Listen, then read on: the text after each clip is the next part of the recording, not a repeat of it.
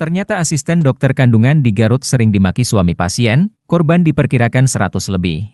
Bidan yang menjadi asisten dokter kandungan di Garut yang diduga lecehkan ibu hamil ternyata sering dimaki-maki oleh suami korban. Ia memperkirakan, kejadian tersebut bahkan sudah sering kali terjadi.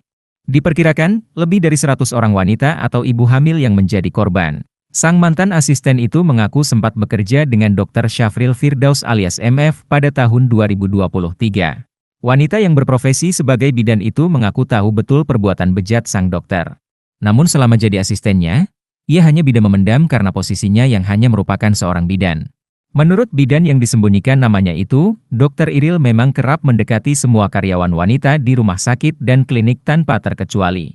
Tua muda, single atau ada pasangan dihajar semua, tulisnya ke akun Instagram Dermita SPKK.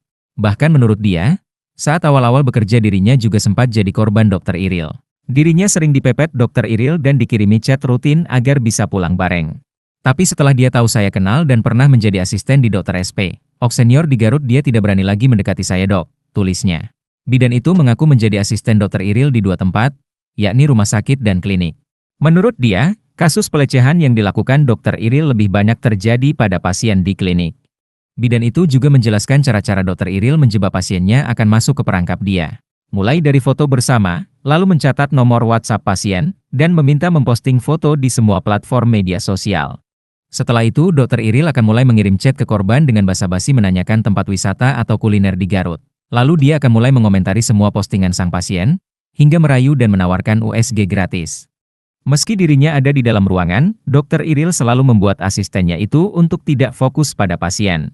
Yakni dengan cara meminta asisten menulis di rekam medis, yang mana sebenarnya itu adalah tugas dokter. Imbas dari perbuatan bejat Dr. Iril, sang bidan itu sampai dimaki-maki oleh suami korban. Karena tidak sanggup dengan perbuatan bejat pelaku, sang bidan pun akhirnya memilih untuk resign dari pekerjaannya. Ia juga mengatakan kalau korban Dr. Iril bisa jadi mencapai ratusan.